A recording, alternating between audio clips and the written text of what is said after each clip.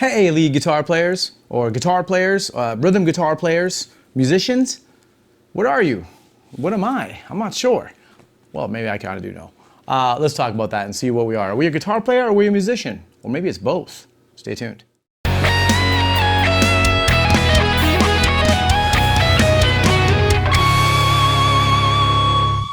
Hello, fellow musicians. Today on Lead Guitar Workshop, I want to talk about the idea of being a guitar player versus a musician.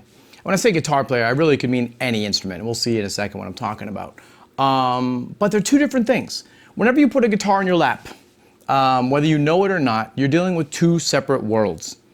One is the world of music, the whole idea of notes, sharps, flats, major, minor, counting, 1 and 2 and, all that sort of, those are musical thoughts that every musician should think about when they're playing.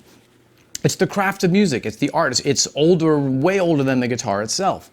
So we have to learn how to think like a musician. What chord am I playing? What scale goes with that chord? What are the notes in that chord and the scale? And how do they match up? All those thoughts make you play better.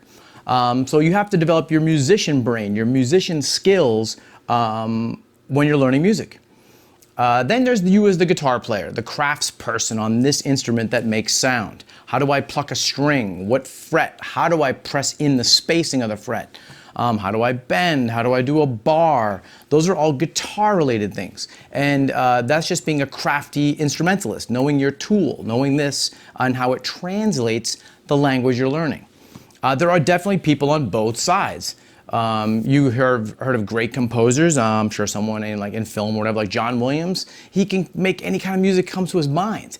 Now, I don't know this, but he may or not know play guitar. So he can know everything about music and how to get these amazing textures and chords, but not really know how to carry a song on the guitar.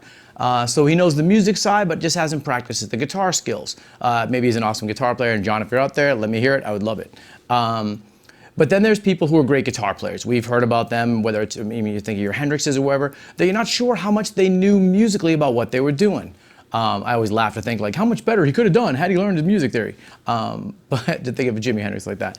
But they had a very good intuition, an incredible ear, a beautiful sense of creativity, and that helps fuel their guitar playing. For me personally, I had to reach in both departments.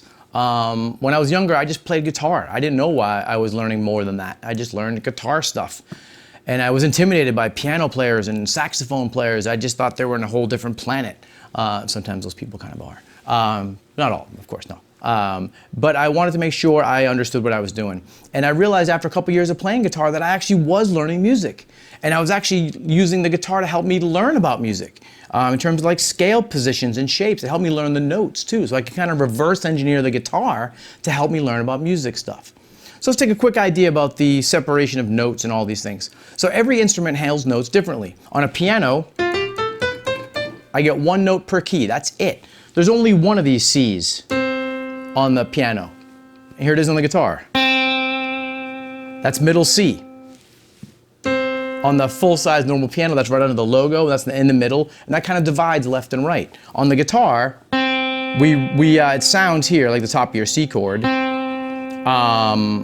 it actually happens in 5 places. Look, here's middle C here, here, here, here, and here. The only thing that changes is called the timbre.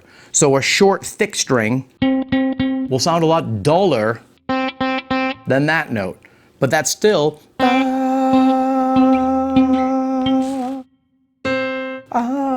it's all the same C note. So I think of the music world as a separate entity that doesn't care about what your instrument has to deal with. It just wants a C, that C, play your C however you get to that C. Whether it's your voice on your flute, a saxophone, an accordion, if you get to that C, it's in the range of your instrument, you have to know how to play it. Pianos have an unlimited range of notes. 88. But you can have any number at one time. So I can put my forearm down, and that does something that no guitar player can ever do. That's even just play more than 6 notes at a time.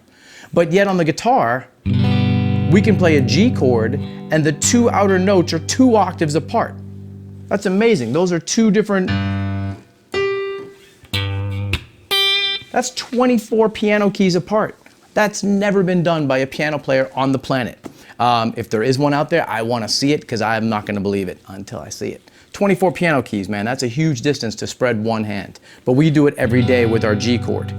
So this, you have to keep a perspective of musically, what are you doing on your instrument, and musically, what are you doing musically. So when you play an A minor pentatonic scale on the guitar, we usually think the first thought for guitar players is pattern 1 right here on the 5th fret. And if I start on the 2nd octave, just for a demonstration, so 1, 2, 3, 4, 5, that's the first octave of A minor pentatonic. I get the second one right here. And all guitar players are usually pretty comfortable with that. Now the cool thing is on piano, it's the same thing. We get 5 tones, but it's a specific 5 tones, which it is on the guitar too. It's A, C, D, E, and G. But that just has to start over again in each octave. For the piano, it looks the same in every octave. There's no pattern 1, pattern 2. And guitar players, I see for years, my students are getting derailed by the idea that pattern 1 or 2 or 3 sound any different than the other ones. They don't. They're the same 5 notes. So watch. Here's the same scale we just did. And I did it here in pattern 1. I'll do it here in pattern 5, right below it. Here's pattern 1 again. Here's pattern in the middle of pattern 2. Pattern 3. Pattern 4. And even pattern 5 again.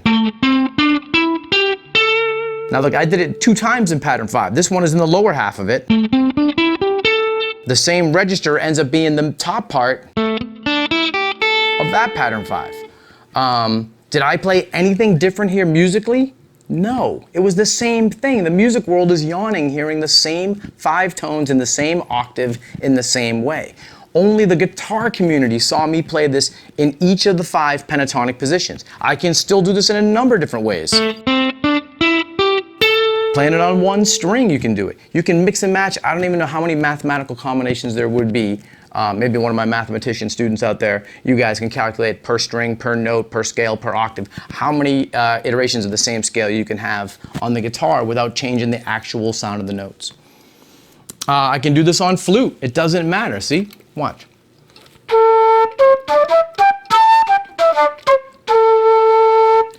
What pattern of the pentatonic was that? 1 or 2? Maybe it was the upper half of 5. I don't know. It didn't exist. It's just 5 tones. So once you start thinking like a musician, your guitar playing is going to change. I guarantee it. If you're on stage or jamming with a friend and you're thinking, what finger, what string, and what fret should I be on? That is the wrong place your brain needs to be. That's all that's all guitar mechanics thought. You need to be thinking musically. What key am I in? What's the chord I'm playing over? What are the notes in that chord or that scale? The beautiful thing about this is once you do that, you can go to other instruments. You can start taking a piano or saxophone and flute, and you'll understand what to do musically. You just have to physically get there. I just had to learn how to get a tone out of my mouth for the flute and find out where the notes were. Once I learned the notes here, I'm just kind of adapting fingerings for it. It makes everything better when you understand, even when you're growing and learning. So many times you ask a guitar player, how many notes are in an A minor chord? And they incorrectly answer 5 because there's 5 strings. There's only 3 tones in a triad. And once you understand that you're developing musically and as a guitar player, life gets easier, your practice gets better, you understand what you're not doing and what you are doing well and not well, and it really clears things up. Let me know what you think in the comments below. This is a big topic. My students, we go through this a lot in class and stuff. And I think it's a very important idea to understand and to establish yourself mentally as a musician and as a guitar player. All right, check out leadguitarworkshop.com. Please, again, hit subscribe, hit the notification bell below, leave some ideas in the comments. I'd love to hear people talking about this stuff. Check out Lead Guitar Workshop on Facebook and Instagram, and we'll see you guys out there in the music world. Rock on.